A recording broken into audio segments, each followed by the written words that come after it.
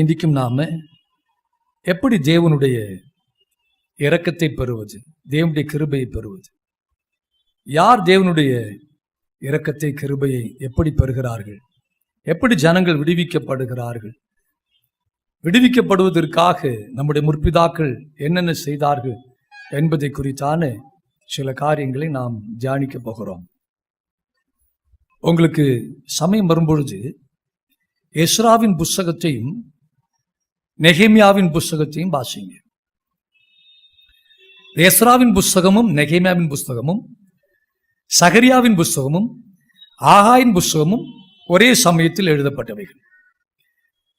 Ezra, நெகேமியா, ஆகாய், சகரியா, இவங்க எல்லாரும் நீங்க எஸ்ரா 2ஆம் அதிகாரம் 3ஆம் அதிகாரத்தில் பார்த்தீங்கன்னா இவங்க எல்லாருடைய பேரும் இருக்கும். இந்த 6 பேரை குறித்தும் நீங்க மல்கியாவின் புஸ்தகம் வரைக்கும் படிக்கலாம். ஆனால் அந்த புஸ்தகங்கள் எழுதப்பட்ட காலம் டைம் எப்பன்னா எஸ்ராவின் காலம். ஜனங்கள் பாபிலோனில் சிறையிருப்பில் இருந்து திரும்பி வந்து இஸ்ரவேலை கட்டுகிற காலத்தில் இருந்த தீர்க்கதரிசிகள் சொன்ன தீர்க்க தரிசனங்கள் தான் இவைகள் எல்லாமே. ஆனால் அதை இங்கிருந்து எடுத்து அங்க வைத்ததுனால அவர்கள் எப்பொழுதோ வாழ்ந்தவர்கள் என்று பைபிள் நாலேஜ் இல்லாதவர்கள் நினைக்கக்கூடும். ஆனால் இவர் எல்லாரும் ஒரே காலத்தில் இருந்தவர்கள். இந்த யோசுவா தேவ சமூகத்தில் இருக்கும் பொழுது பிசாசு போய் அவனை குற்றம் சாட்டினான், அவன் வஸ்திரம் அழுக்காக இருக்கிறது என்று. அப்பொழுது தேவதூதன் பக்கத்தில் நின்றவர் பிசாசை பார்த்து கர்த்தர் உன்னை கடிந்து கொள்வாராக என்று சொன்னான் என்று இருக்கிறது. இதெல்லாம் எப்பவோ நடந்தது மாதிரி இருக்கும். ஆனால் அது இந்த எஸ்ரா நெகேமியாவின் காலத்தில் நடந்த சம்பவங்கள் தான். அந்த புஸ்தகத்தை தவறாக பின்னாலே வைத்து விட்டார்கள். அல்லேலூயா.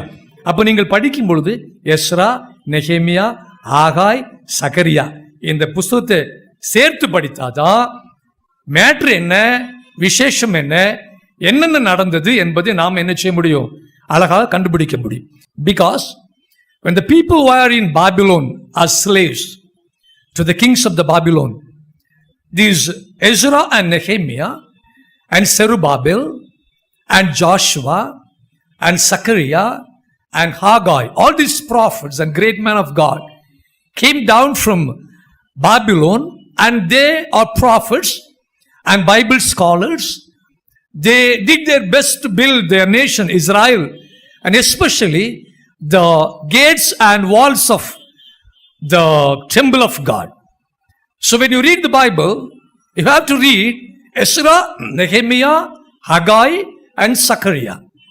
When you read all these 4 books and study properly, then you can get the full skeleton of that message, what has happened in that time. எஸ்ராவின் புஸ்தகம் 8:21 நாம் எடுத்துக்கொள்வோம். இந்த காலத்தில் எஸ்ராவும் நெகேமியாவும் செருபாபேல் அடிக்கல் நாட்டுகிறான். எஸ்ரா ஒரு மிகப்பெரிய வேத பண்டிதன், நெகேமியாவும் ஒரு மிகச்சிறந்த பக்திமான், யோசுவா ஒரு மிகச்சிறந்த மனுஷன், ஆகாய், சகரியா தீர்க்கதரிசிகள். இவர்கள் எல்லாரும் சேர்ந்து பாபிலோனில் இருந்து திரும்பி அவர்கள் இஸ்ரவேலுக்கு வந்தார்கள். மிகப்பெரிய போராட்டம். இதை கெட்டக்கூடாதபடிக்கு சத்துருக்கள் தொடர்ந்து அவர்களை இம்சை பண்ணி கொண்டிருந்தார்கள். ஒரு பக்கத்தில் சத்துருக்களுடைய சூழ்ச்சிகள், இன்னொரு பக்கத்தில் தேவனுடைய உந்துதல். இதன் மூலமாய் தேவன் அவர்களை நடத்தி மிக அருமையாக இஸ்ரவேலின் அலங்கங்களையும் காம்பவுண்டுகளையும் மதில் சுவர்களையும் எல்லாவற்றையும் கட்டி அவர்கள் தங்கள் வேலையை அற்புதமாக முடிப்பதை நாம் இந்த புத்தகங்களிலே பார்க்கிறோம். இந்த சமயத்தில் மிக முக்கியமாய் நடந்த சில சம்பவங்களில் ஒன்று fasting and prayer. When the people came down to build the wall and the compound of that city Israel, and especially the temple of God, the peculiar thing what they did first is prayer and fasting. Why did they fast? Why did they pray? What is the consequences regarding that? That are the messages contained in this book of Ezra. So Ezra 8:21 வாசிக்கும் பொழுது, அப்பொழுது நாங்கள் எங்கள் தேவனுக்கு முன்பாக எங்களை தாழ்த்துகிறதற்கும் எங்களுக்காகவும் எங்கள் பிள்ளைகளுக்காகவும் எங்கள் சகல பொருள்களுக்காகவும் செவ்வையான வழியை தேடுகிறதற்கும் நான் அங்கே அந்த அகாவா நதி அண்டையிலே உபவாசத்தை கூறினேன். He says, then I proclaimed a fast there at the river of Ahava, that we might afflict ourselves before our God. The importance of fasting and prayer is we have to afflict ourselves before our God to seek of Him a right way for us and for our little ones and for all our substance. எதற்காக உபவாசிக்க வேண்டும்? வெள்ளிக்கிழமை காலை உபவாச கூட்டத்தில் அதை குறித்து சில காரியங்களை தியானிக்கும்படி தேவன் கிருபை செய்தார். தேவன் இறங்கி நம்மை ஆசீர்வதித்து நம்முடைய முகத்தை நம்மை பிரகாசிக்க பண்ணினால் ஒழிய நமக்கு ஆசீர்வாதமும் விடுதலையும் வராது. அல்லேலூயா. If God is not delivering us, redeeming us from our problems, we will not get any blessing from God. That God should be merciful on us, and He must redeem us and deliver us, and He must show His face upon us. Then only we will receive God's blessing. This is a concept of the Jewish people. Hallelujah. யூத ஜனங்களுடைய அடிஸ்தானமான concept என்னன்னா, தேவன் இறங்கி எங்களை விடுவித்தால் ஒழிய, தேவன் இறங்கி எங்களை ஆசீர்வதித்தால் ஒழிய நாங்கள் ஆசீர்வாதத்தையும் விடுதலையும் நன்மையும் காண முடியாது. கண்ணை கட்டி காட்டில் விட்டவர்களைப் போல நடந்து கொண்டிருப்போம். எங்களுக்கு நன்மை வராது. அது வடக்கிலும் தெற்கிலும் இருந்து வராது. கர்த்தரிடத்திலிருந்து மட்டுமே என்ன செய்யும்? வரும். கிழக்கிலும் மேற்கிலும் இருந்து வராது. எங்கள் கண்மலை ஆகிய தேவனிடத்திலிருந்து மட்டுமே வரும் என்பதை அந்த ஜனங்கள் காலாகாலமாய் அறிந்திருக்கிறபடினாலே இந்த இக்கட்டான நிலைமையிலே எப்படியாகிலும் தேவன் கொடுத்த அந்த மகிமையான காரியத்தை செய்து முடிப்பதற்கு உபவாசமும் ஜெபமும் தேவை என்பதை உணர்ந்த நெகேமியாவும் எஸ்ராவும் என்ன செய்தார்கள்? அகவா என்று சொல்கிற நதி அண்டையிலே உபவாசத்தை கூட்டினார்கள். எதற்காக உபவாசித்தார்கள்? That we might afflict ourselves before our God. தேவனுக்கு முன்பாக எங்களை தாழ்த்துவதற்காக, எங்கள் பெருமைகளை எல்லாம் கீழே வைத்துவிட்டு, எங்களால் முடியாது, நாங்கள் ஒன்றும் இல்லை, எங்களுடைய எபிலிட்டியில எங்களுடைய சக்தியில நாங்கள் எதையும் செய்ய முடியாது, தேவனே நாங்கள் அழிந்து போகிறோம், நீர்தான் எங்களுக்கு இறங்க வேண்டும், எங்கள் வாழ்க்கையிலே பெருமையும் உதாசீனமும் உம்முடைய வழிகளின்படி நடவாத வாழ்க்கையும் துராகிருதமான வாழ்க்கையும் எங்களுக்கு இருந்திருந்தால், ஆண்டவரே நீர் எங்களை மன்னிக்கும்படி உம்முடைய சமூகத்திலே எங்களை தாழ்த்துகிறேன் என்று தேவனுக்கு முன்பாக தங்களை தாழ்த்தும்படிக்கு உபவாசித்தார். Today, people fast for various kinds of things. People fast and pray to get things from God, but they won't humble themselves. They won't humble themselves. They won't come down to earth. They won't afflict themselves before God. They have their own pride, stubbornness, disobedience, and every kind of wickedness and sin with them, and they fast to get what they want from God.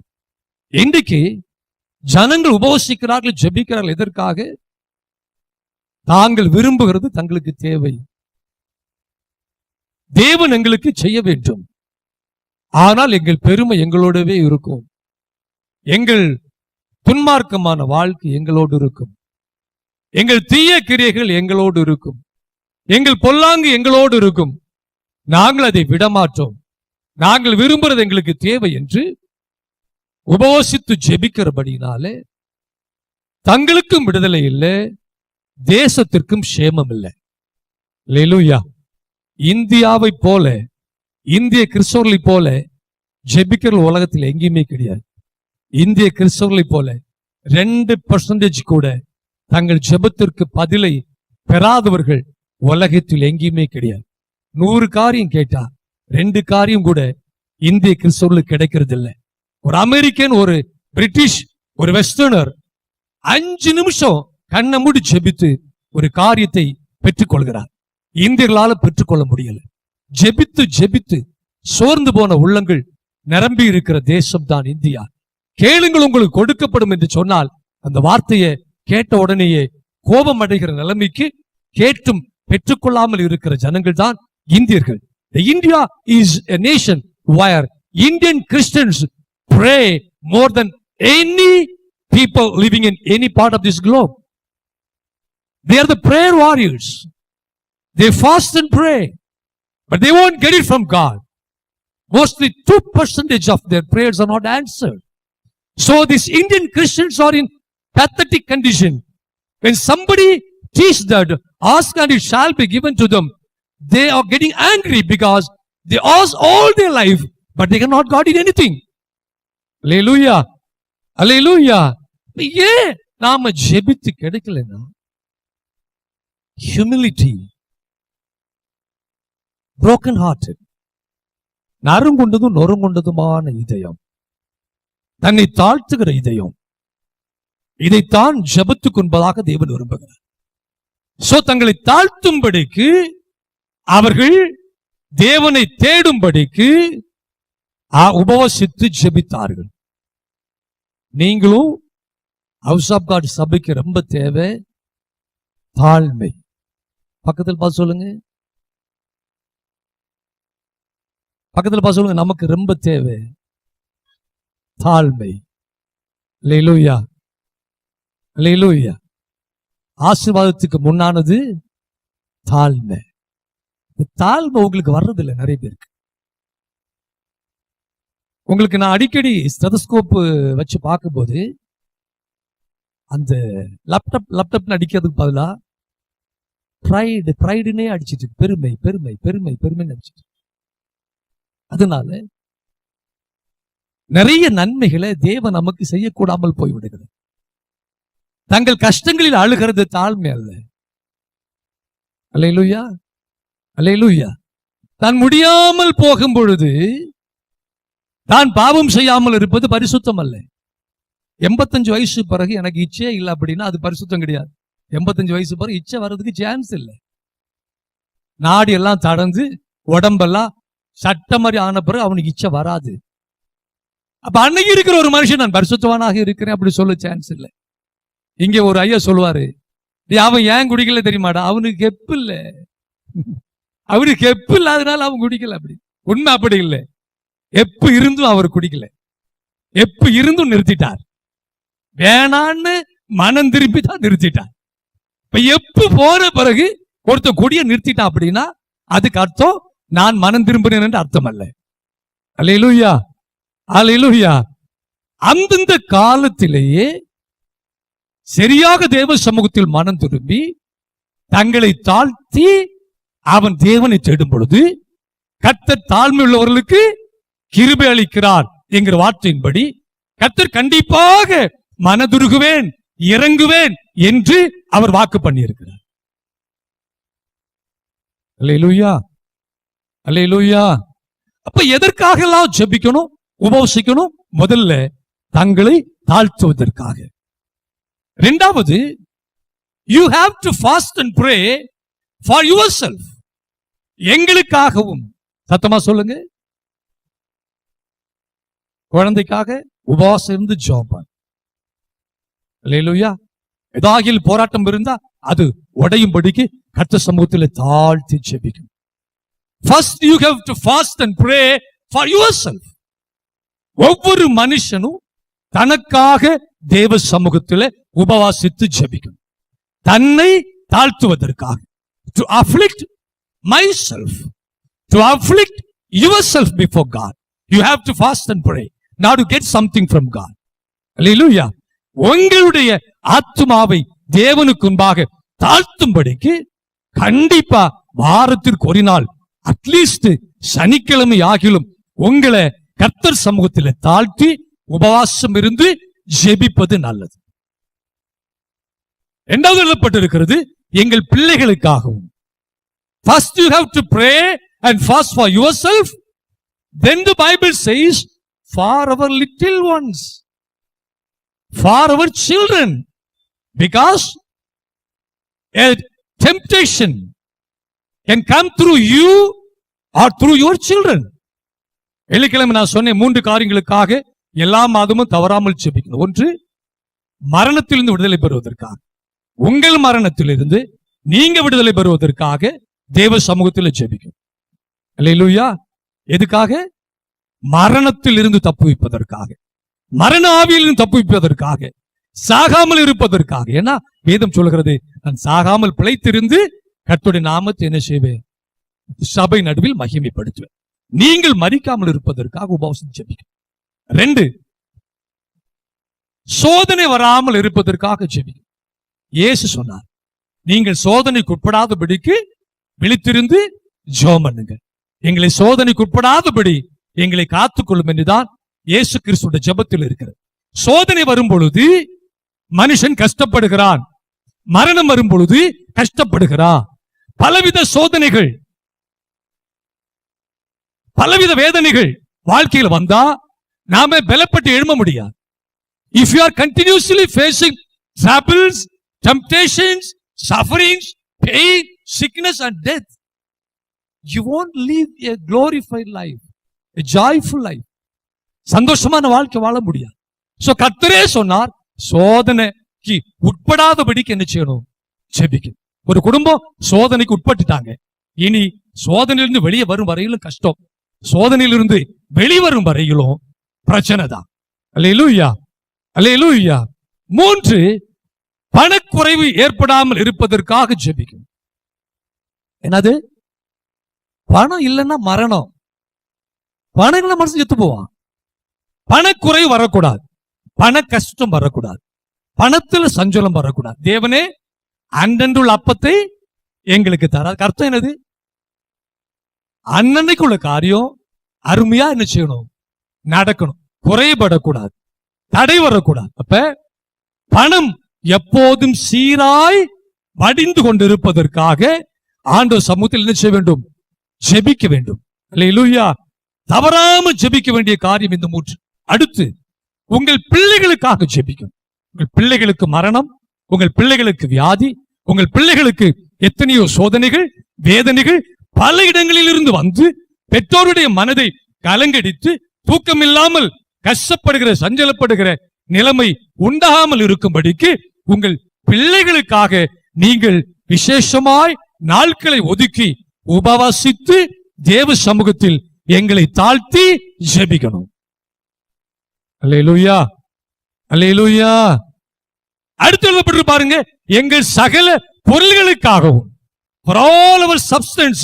அதைத்தான் பணம்னு சொன்னேன். நமக்கு என்னெல்லாம் பொருள் இருக்கு? வீடு இருக்கு, car இருக்கு, நிலங்கள் இருக்கு, மரங்கள் இருக்கு, எவ்வளவு பொருட்கள் இருக்கிறது. இந்த பொருட்கள் நஷ்டம் வந்தா நமக்கு என்ன வரும்? கஷ்டம் வரும். யோபினுடைய வீடுகள் எல்லாம் இடிச்சு போட்டாங்க, ஆடு மாடுகள் எல்லாம் சபைகள் கொண்டு போயிட்டாங்க, ஒவ்வொன்றாய் போய்கொண்டே இருந்தது. கடைசியில பிள்ளைகளும் மொத்தமா செத்துட்டாங்க. அல்லேலூயா. இதைத்தான் எழுதப்பட்டிருக்கிறது, உங்களுக்காகவும் உங்கள் பிள்ளைகளுக்காகவும் உங்கள் பொருட்களுக்காகவும். அடுத்து எழுதப்பட்டிருக்கிறது, செவ்வையான வழியை தேடுகிறதற்காகவும் நாங்கள் உபவாசத்தை கூட்டினோம். அல்லேலூயா. செம்மையான வழியில நான் நடக்கணும், அதுக்காக உபவாசம் பண்ணுவேன். கோணலும் மாறுபாடுமான வழியை விட்டு செம்மையான வழியில தேவனே என்னையும் என் குடும்பத்தை நடத்தும். யாராயிலும் ஒருவர் ஒரு வீட்டிலே, ஒரு குடும்பத்திலே செம்மையில்லாத வழியிலே போனா அந்த முழு குடும்பம் என்ன செய்கிறது? கஷ்டப்படுகிறது. ஒரு பிள்ளை வெளியே போனா அடி வாங்கிட்டு வந்தா அப்பா அம்மாவுக்கு கஷ்டம், குடும்பத்தார் யாவருக்கும் கஷ்டம். ஒரு பிள்ளை வெளியே போனா ஒரு ஆக்சிடென்ட் வந்துட்டு எல்லாருக்கும் கஷ்டம், சஞ்சலம், தவிப்பு. ஸ்கூல்ல ஒரு பிரச்சனை, வீட்டுல பிரச்சனை ஆகிவிடுகிறது. இப்படி பிரச்சனைகள் வராமல் சமாதானம் உள்ள ஜீவனம் பண்ணும்படிக்கு நாம இவைகள் எல்லாவற்றிற்காகவும் உபவசிக்க வேண்டும் என்று வேதம் சொல்லுகிறது. அல்லேலூயா, ஹல்லேலூயா, ஹல்லேலூயா. அடுத்து பாருங்கள், நாம் உபவசித்து ஜெபிக்கும் பொழுது when we fast and pray, what are the things God will do?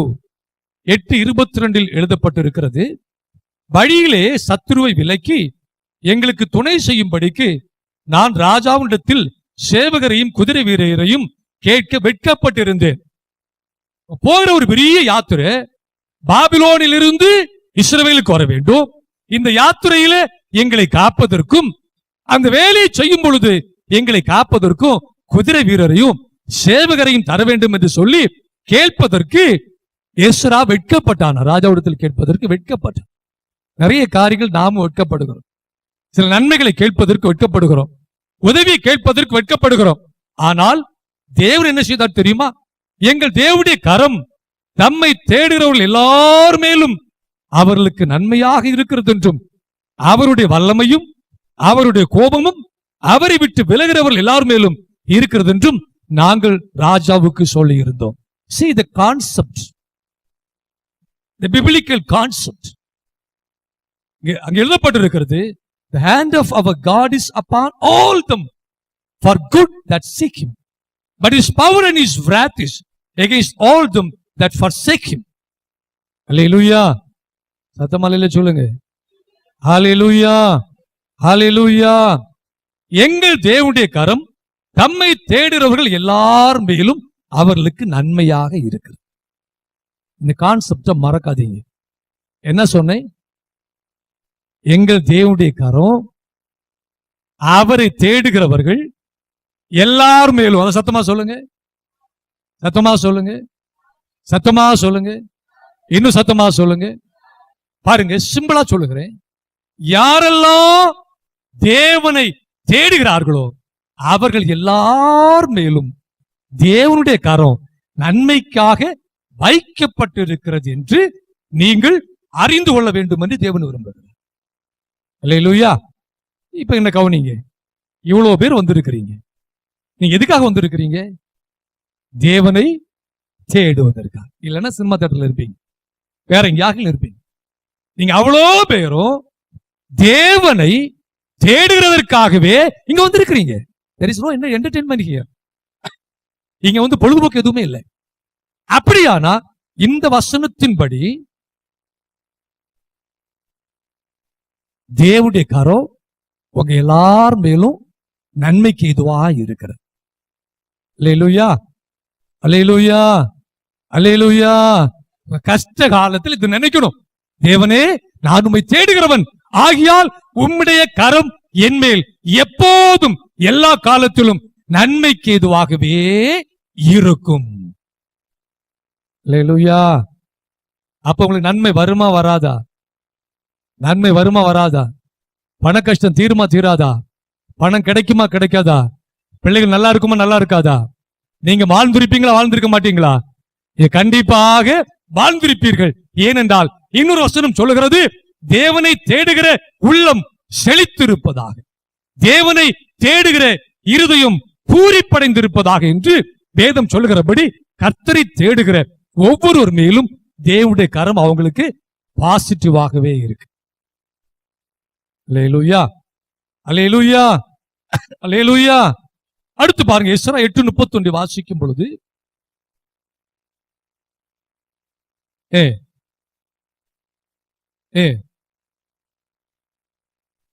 பயணம் புறப்பட்டோம். எங்கள் தேவனுடைய கரம் எங்கள் மேல் இருந்து வழியிலே சத்துருவின் கைக்கும் பதிவிருக்கிறவர்களின் கைக்கும் எங்களை தப்புவித்தது. எதற்காக உபவாசித்து ஜெபித்தார் அப்படின்னா, ஒரு யாத்திரை போகிறப்பா ஒரு காரியத்திற்காக. இந்த யாத்திரையிலே எங்கள் சத்துருக்களின் கைக்கும் பதிவிருக்கிறவர்கள், பதிவிருக்கிறவர்கள் சொன்ன பாருங்க, மறைஞ்சிருப்பாங்க, காட்டுக்குள்ள முச்செடிக்குள்ள மறைஞ்சிருப்பாங்க. நாம போய்கிட்டே இருக்கும்போது சடுதியாய் பாய்ந்து நம்மை நிர்மூலமாக்கி விடுவார்கள். இப்படித்தான் பிசாசானவன் தேவனுடைய பிள்ளைகளுக்கு எதிராய் பதிவிருந்து சடுதியாய் வருகிற நாச மோசங்கள், வியாதிகள், சஞ்சலங்கள், ஆபத்துகள், மரணங்கள் என்று சொல்லி கண்ணிகளை விதைத்து அவர்களை நிர்மூலமாக்கும்படி பதவி இருக்கிறார்கள். அல்லேலூயா. அப்ப ஏன் ஒரு ரெகுலர் உபவாசம்? ஒரு ரெகுலர் உபவாசம் எல்லா சனிக்கிழமை, அது ஓய்வு நாள். ரட்சிக்கப்பட்டதிலிருந்து எல்லா சனிக்கிழமை என்னுடைய ஓய்வு நாள். இந்த நாள்ல நான் பிரதானமான நேரம் ஏறக்குறைய 4 மணி வரையில் உபவாசித்து தேவனை பாடி துதித்து ஆராதித்து தேவ சமூகத்திலே வேதத்தை வாசித்து அறிக்கை பண்ணி தேவனை மகிமைப்படுத்தி சந்தோஷத்தோட கர்த்தருக்காக ஆராதித்துக் கொண்டிருப்பேன். அல்லேலூயா. அதனால பாருங்க, சடுதியான திகில், சடுதியான சோதனை இப்படியெல்லாம் என் வாழ்க்கையில வர்றதில்லை. பண கஷ்டம் வர்றதில்லை. அல்லேலூயா. சின்ன சின்ன வியாதிகள் இதெல்லாம் வேற விஷயம். திடீர்னு ஒரு குழப்பம், ஐயோ என்னாச்சு, வர்றதே இல்லை. இவ்வளோ காலங்கள் ஆகிவிட்டது. பண கஷ்டம் வர்றதே இல்லை. எந்த காலத்திலும் காசை தேவன் கொடுத்து கொண்டே இருப்பார். அல்லேலூயா. அப்ப ரெகுலரா கான்ஸ்டன்டா உங்களுக்காக, உங்கள் பிள்ளைகளுக்காக, உங்கள் பொருள்களுக்காக நீங்கள் வழியிலே அழியாமல் இருக்கும்படிக்கு பதிவிருக்கிற சத்துரு திடீரென்று உங்களை பாய்ந்து தாக்கி உங்களை அழித்து போடாமல் இருப்பதற்காக நீங்கள் தேவ சமூகத்திலே உங்களை தாழ்த்தி உபவசித்து ஜெபிக்க வேண்டும் என்று வேதம் சொல்லுகிறது. அல்லேலூயா, ஹல்லேலூயா, ஹல்லேலூயா, ஹல்லேலூயா, ஹல்லேலூயா. பாருங்க, நீதிமொழியில் இப்படி எழுதப்பட்டிருக்கிறது, எப்போதும் பயந்து இருக்கிற மனுஷன் பாக்கி. நான் எப்போதும் பயந்து இருக்கிற மனுஷன். நான் இந்தியாவில் எங்க இல்லாம போறேன், வெளிநாடுகளுக்கு போகிறோம், என் மனைவி பிள்ளைகள் சமாதானமா இருக்கும். அல்லேலூயா. நான் சமாதானமா இருக்கணும். சமாதானம் இல்லைன்னா ஊழியம் செய்ய முடியாது. இன்னைக்கு காலையில என் வீட்டுல ஒரு பிரச்சனைனா நான் உங்க மத்தியில சந்தோஷமா பிரசங்கம் பண்ண முடியாது.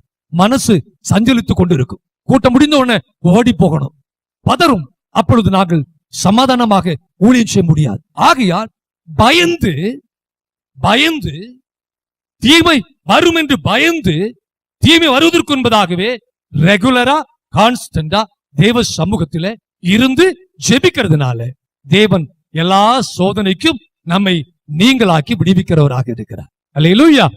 சோதனையில் இருக்கிற சகோதர சகோதரிகளே, பயப்படாதீங்க. வாரத்தில் ஒரு நாள் ஆகிலும் தேவ சமூகத்தில உட்கார்ந்து உங்களை தாழ்த்தி உபவசித்து உங்களுக்காக, உங்கள் பிள்ளைகளுக்காக, உங்கள் பிசினஸ் பொருட்கள் எல்லாவற்றுக்காகவும் தேவ சமூகத்தில் ஜெபிக்கும் பொழுது கர்த்தர் மையாகவே பெரிய விடுதலையை உங்கள் மத்தியில் கொண்டு வருவார். அல்லேலூயா. ஏசாயா 58 அதிகாரத்தை எடுக்கும் பொழுது அங்கே தேவனுடைய இரக்கத்தையும் தேவன் சடுதியாய் வந்து உங்களுக்கும் உங்கள் பிள்ளைகளுக்கும் திரளான நன்மையை உண்டு பண்ண என்ன செய்ய வேண்டும் என்று எழுதப்பட்டிருக்கிறது. The book of Isaiah chapter 58 verse 5 onwards it says how God will come and deliver you quickly, swiftly, to deliver you, to bless you and your children. Hallelujah. அங்கே எழுதப்பட்டிருக்கிறது, வாசிங்க. மனுஷன் தன் ஆத்மாவை ஒடுக்குகிறதும் தலைவணங்கி நாணலை போல் ரெட்டிலும் சாம்பலிலும் படுத்துக் கொள்கிறதும் எனக்கு பிரியமான உபவாச நாளா இருக்குமோ? இதே உபவாசம் என்றும் கர்த்தருக்கு பிரியமான நாள் என்றும் சொல்லுவாய். அல்லேலூயா. நிறைய பேர் நினைக்கிறது சாப்பிடாம உட்கார்ந்து உண்ணாவிரதமும் அதான். நிறைய பேருக்கு ஃபாஸ்டிங் அப்படித்தான். இல்ல, உபவாசம்னு உட்காரும் பொழுது இந்த மனுஷனுடைய இருதயத்தில நிறைய சம்பவங்கள் நடந்தால்தான் அந்த உபவாசத்தை தேவன் அங்கீகரிப்பார். அல்லேலூயா. சாப்பிடாமல் இருப்பது உபவாசம் அல்ல. தண்ணி குடிக்காமல் இருப்பது உபவாசம் அல்ல. பைபிள்ல 40 நாள் உபவாசம் அக்கிரமத்தோடும் பாவத்தோடும் அநியாயத்தோடு இருந்த ஒரு ஆளை சொல்லுங்க. 40 நாள் உபவாசம் இருந்த சிலர் சொல்லுங்க. மோசே, அவங்க ஏதாவது பாவம் இருந்தா? பூமியில் உள்ள சகல மனுஷர்களும் தாழ்மையுள்ளவனாக இருந்தார்.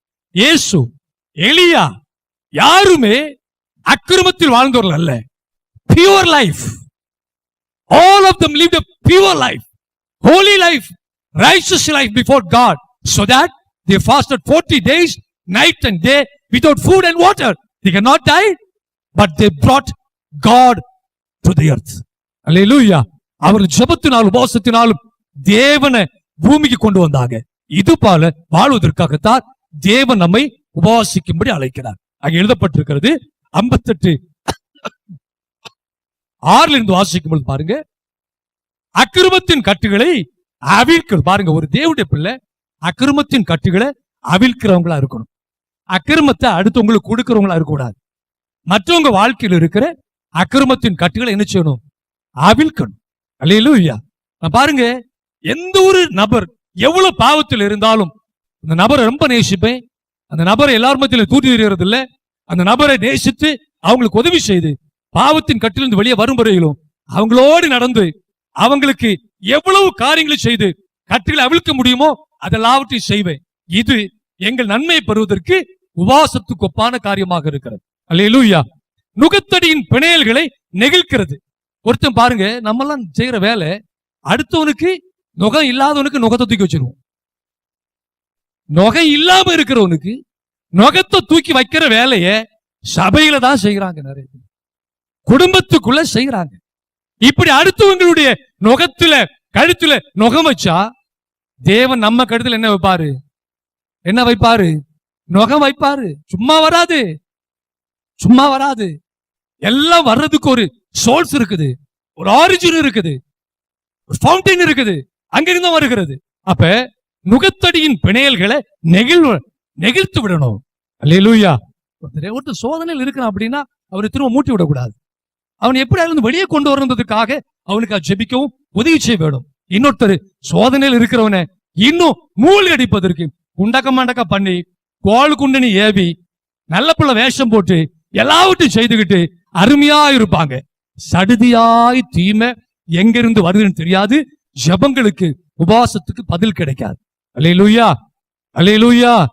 நுகத்தடியின் பிணையல்களை நெகிழ்க்கிறதும் நெருக்கப்பட்டிருக்கிறவர்களை விடுதலையாக்குகிறதும் சகல நுகத்தடிகளையும் உடைத்து போடுகிறதும் பசி உள்ளவனுக்கு ஆகாரத்தை பகிர்ந்து கொடுக்கிறதும் துரத்துண்ட சிறுமையானவர்களை வீட்டிலே சேர்த்துக் கொள்கிறதும் வஸ்திரம் இல்லாதவனை கண்டால் அவனுக்கு வஸ்திரம் கொடுக்கிறதும் உன் மாம்சமானவனுக்கு உன்னை ஒழிக்காமலும் இருக்கிறதும் அல்லவோ எனக்கு உகந்த உபவாசம்.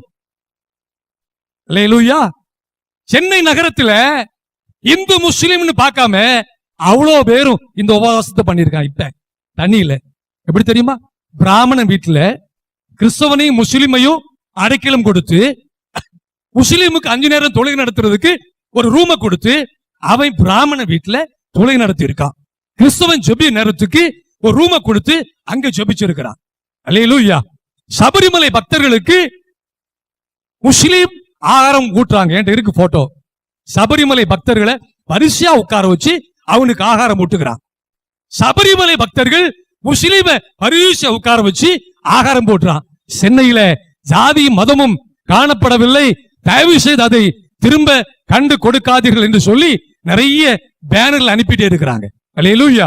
ஜாதி மதம் ஏனோ மொழி பாஷை பேதம் இல்லாமல் இந்த வேலையை சென்னையில் இருக்கிற மக்கள் தமிழக அரசை விட மிக அற்புதமாக செய்திருப்பதை நம்ம பார்க்கிறோம். இதுதான் தேவனுக்கு பிரியமான உபவாசம். அல்லேலூயா. இந்த மழை காலத்துல ஒருவனுக்கு அடைக்கலம் கொடுத்தவன், ஒருவனுக்கு உணவு கொடுத்தவன், ஒருவனை காப்பாற்றினவன், எதையாகிலும் செய்தவனுடைய ஜெபத்தை ஜெபிக்காமலேயே ஆண்டவர் கேட்பார். அல்லேலூயா, அல்லேலூயா, அல்லேலூயா. இவ்வளவு செய்தா அடுத்து ஒன்று சொல்ற பாருங்க, உன் மாம்சமானவனுக்கு உன்னை ஒழிக்காமல் இருக்கணும். நிறைய பேர் பாருங்க, நல்லான பிறகு குடும்பத்துல ஏழைகளை பார்த்தா நைசா ஒதுங்கிடுவான்.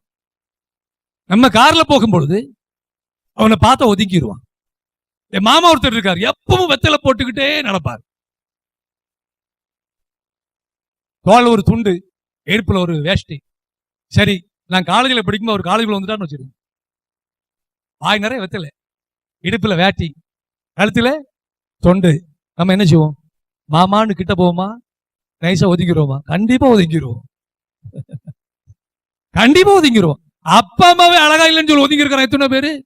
அப்பா அம்மா அழகா இல்லைன்னு சொல்லி அடுத்தவளை கூட்டு போய் அம்மான்னு சொல்லி இருக்கிறா, அப்பன்னு சொல்லி இருக்கிறான். நான் காலேஜில் படிக்கும் போது என் பிரின்சிபால் என் முன்னாடி விட்டு கேட்டார், உனக்கு எத்தனை அப்பன்டா, உனக்கு எத்தனை அம்மாடான்னு கேட்டார். உனக்கு எத்தனை பாட்டிடா? ஒவ்வொரு முறையும் லீவ் எடுக்கும் போது பாட்டி செத்து போனா, தாத்தா செத்து போனா, பிரின்சிபால் மறந்துடுவார் அப்படின்னு. எத்தனை முறைடா பாட்டி சாவா அப்படி கேட்பாங்க. இந்த அளவுக்கு உலகம் வாழும் பொழுது நீங்க எவ்வளவு உயர்ந்திருந்தாலும், பென்சில் போனாலும், குடும்பக்காரன் ஊருக்காரன் கந்த துணியோட நடப்பா, அவனை பார்த்த உடனே ஆக்சிலேட்டர் கொடுக்க கூடாது. பிரேக்ல காலு போய் கண்ணாடி கீழே தாத்து, மாமா நல்லா இருக்கியா, மச்சினா நல்லா இருக்கியா என்று கேட்டாலே உன்னுடைய சுகவாழ்வு துளிர்க்கும் என்று வேதம் சொல்லுகிறது. அல்லேலூயா. அங்கே அப்பொழுது உன் விடியற்கால வெளுப்பை போல் உன் வெளிச்சம் எழும்பி உன் சுகவாழ்வு சீக்கிரத்தில் துளிர்த்து உன் நீதி உனக்கு முன்னாலே செல்லும், கர்த்தருடைய மகிமை உன்னை பின்னாலே காக்கும். அப்பொழுது நீ கூப்பிடுவாய், கர்த்தர் மறு உத்தரவு கொடுப்பார். நீ சத்தமிடுவாய், இதோ நான் இருக்கிறேன் என்று சொல்லுவார். நுகத்தடியையும் விரல் நீட்டுதலையும் நிபச்சொல்லையும் நீ உன் நடுவில் இருந்து அகற்றி பசுகளிடத்தில் உன் ஆத்மாவை சாய்த்து சிறுமைப்பட்ட ஆத்மாவை திருப்தியாக்கினால் அப்பொழுது இருளில் உன் வெளிச்சம் உதித்து உன் அந்தகாரம் மத்தியானத்தை போலாகும். கர்த்தர் நித்தமும் உன்னை நடத்தி மகாவரட்சண காலங்களில் உன் ஆத்மாவை திருப்தியாக்கி உன் எலும்புகள் நீளமுள்ளதாக்குவார். நீ நீர் பாய்ச்சலான தோட்டத்தை போலவும் பட்டாத நீரூற்றை போலவும் இருப்பாய். உன்னிடத்திலும் தோன்றிய உன்னுடைய பிள்ளைகள் பூர்வ காலம் முதல் பாழாய் கிடந்த ஸ்தலங்களை கட்டுவார்கள். தலைமுறை தலைமுறையாக இருக்கும் அஸ்திபாரங்கள் மேல் நீ கட்டுவாய். திறப்பானதை அடைக்கிறவன் என்றும் குடியிருக்கும்படி பாதைகளை திருத்துறன் என்றும் நீ பெயர் பெறுவாய் என்று இவ்வளவு ஆசீர்வாதங்களை நமக்கும் நம்முடைய பிள்ளைகளுக்கும் தேவன் சொல்லுகிறது. எதற்கென்று சொன்னால், அருமையான உண்மையான உபவாசம் பண்ணினா பரலோகம் இல்ல, கடவுளே கீழே வந்துருவார். அல்லேலூயா, ஹல்லேலூயா. நீ கஷ்டத்தில் வாழ தேவையில்லை. உங்களையும் உங்கள் பிள்ளைகளையும் தேவன் உன்னதத்தின் மேல் நிறுத்துவதற்கு கர்த்தர் வாஞ்சை உள்ளவராக இருக்கிறார். அல்லேலூயா, ஹல்லேலூயா, ஹல்லேலூயா, ஹல்லேலூயா. இப்படிப்பட்ட காரியங்களை செய்வதற்காகத்தான் தேவன் நம்ம அழைத்திருக்கிற அருமையானவர்களே. நீங்கள் அதை செய்யுங்கள். நல்ல உபவாசம் இருங்க, உங்களை தாழ்த்துங்க. அடுத்தவங்களுக்கு விரோதமா கை நீட்டுறதையும் மோசமான காரியங்கள் பேசுறதையும் நிறுத்துங்க. இல்லாட்டா சடுதியாய் அழிவு வரும். நாம கேட்கும் பொழுது தேவன் நம்முடைய ஜெபத்துக்கு பதில் தர மாட்டார். அல்லேலூயா, ஹல்லேலூயா, ஹல்லேலூயா. உபவாசமும் ஜெபமும் கரெக்டா பண்ணினா நம்முடைய வாழ்க்கையில விடுதலையும் நன்மையும் உண்டாகும். நாம் எழுப்போம்.